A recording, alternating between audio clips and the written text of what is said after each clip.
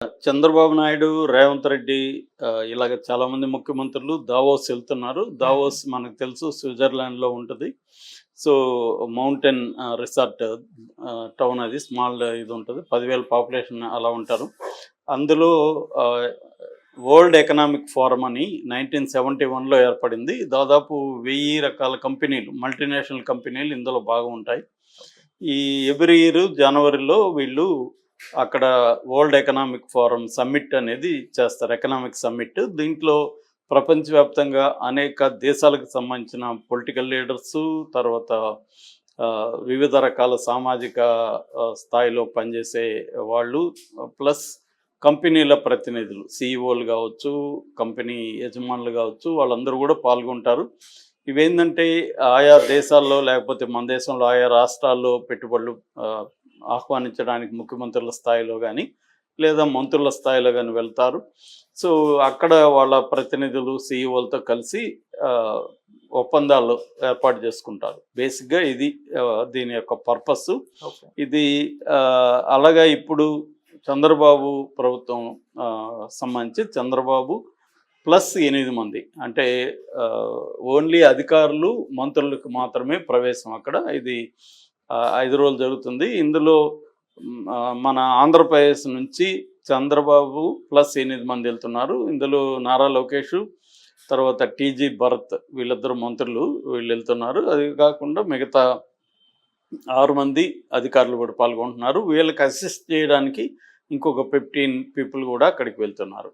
దాదాపు దీనికి 20 కోట్లు ఖర్చు పెడుతున్నారని చెప్తున్నారు. అది కాకుండా ఎన్డీటీవీకి ఒక 74 లక్షలు ఇచ్చారు అక్కడ ప్రమోట్ చేయడానికి. ఎన్డీటీవీ అక్కడ ఆ ఏర్పాట్లలో వీళ్ళ స్టేట్ని ప్రమోట్ చేయడానికి ఎన్డీటీవీ భాగస్వామ్యం తీసుకొని వాళ్ళకి 75 లక్షలు 74 లక్షలు ఇచ్చారని చెప్తున్నారు. ఇందులో మామూలుగా ఆంధ్రప్రదేశ్కి సంబంధించి 5 సెషన్లో పాల్గొనే అవకాశం ఇచ్చారు.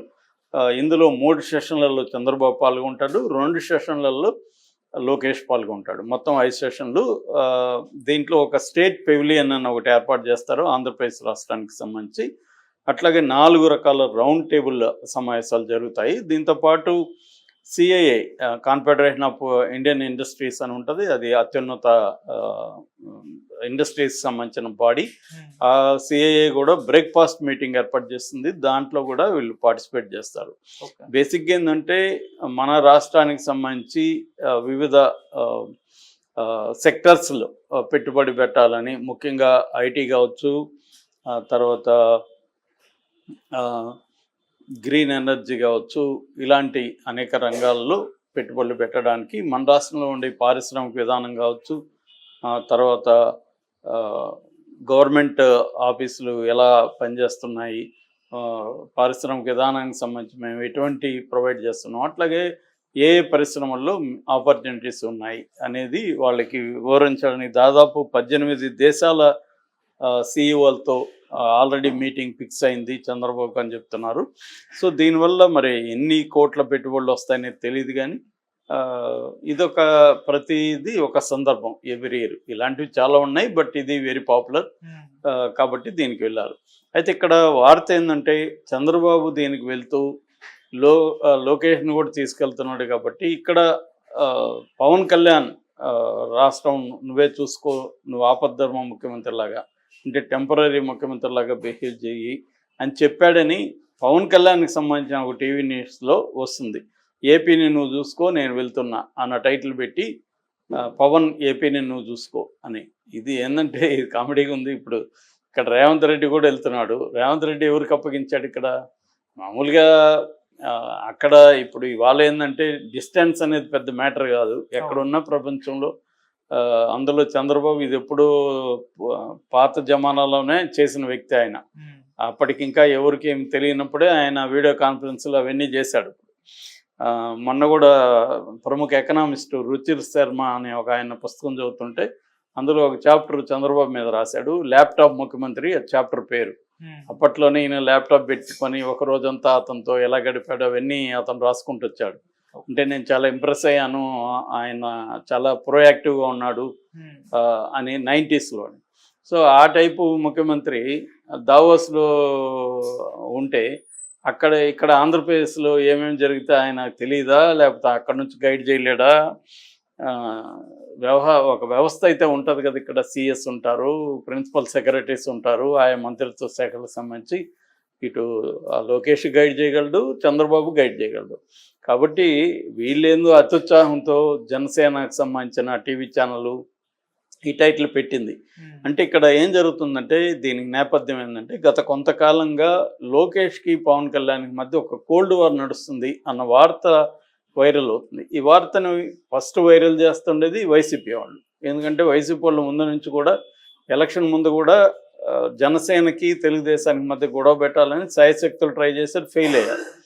దాని తర్వాత ఇప్పుడు కూడా ఈ 5 ఏళ్లలో పవన్ కళ్యాణ్ని కూటమి నుంచి బయటికి తీసుకురావాలనేది వాళ్ళ కర్తవ్యం. ఎందుకంటే చంద్రబాబు ఒంటరిగా పోటీ చేస్తే గెలవడు, మనం గెలవచ్చు అనేది వాళ్ళకు ఉన్నది. చంద్రబాబుకేమో 3 పార్టీలు ఐక్యంగా కలిస్తేనే మనం జగన్ ఓడించగలమని చంద్రబాబుకు ఉంది. ఎందుకంటే జగన్ పని అయిపోయింది, 11 సీట్లకు పరిమితం, ఇవన్నీ ఎన్ని కథలు చెప్పినా జగన్కి ఒక బలం అయితే ఉంది. 40% ఓట్ షేర్ ఉంది.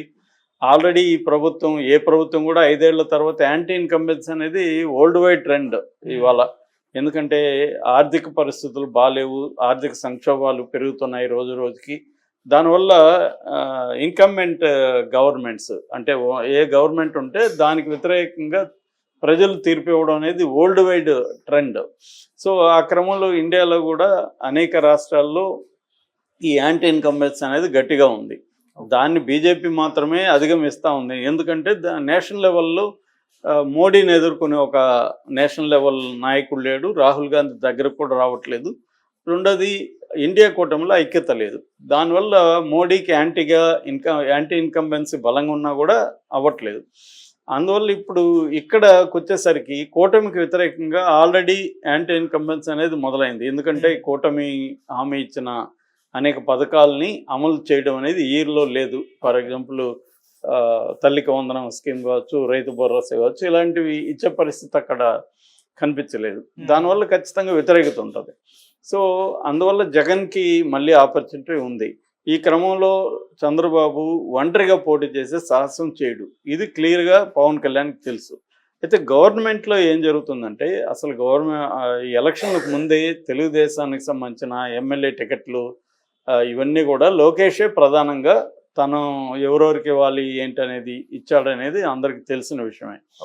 గవర్నమెంట్ ఫామ్ అయినాక కూడా మేజర్ గవర్నమెంట్కి సంబంధించిన పాలసీలని చంద్రబాబు చూసుకుంటున్నాడు. అంటే ఏ పాలసీ ఎలా ఉండాలి, ఎకనామిక్ పాలసీ కావచ్చు, అగ్రికల్చర్ పాలసీ, ఇవన్నీ డిజైన్ చేయడం, ఇవన్నీ చంద్రబాబు ప్రధానంగా చూస్తున్నాడు. కానీ దాని ఎగ్జిక్యూషన్స్ ఏవైతే ఉన్నాయో ఆ ఎగ్జిక్యూషన్ మొత్తం లోకేష్ చూస్తున్నాడు. సో ఎగ్జిక్యూషన్లో ఏమవుతుంది, అధికారులు నియమించడం కావచ్చు, ముఖ్యంగా పోలీసు అధికారులంతా కూడా లోకేష్ నియమించాడని చెప్తున్నారు.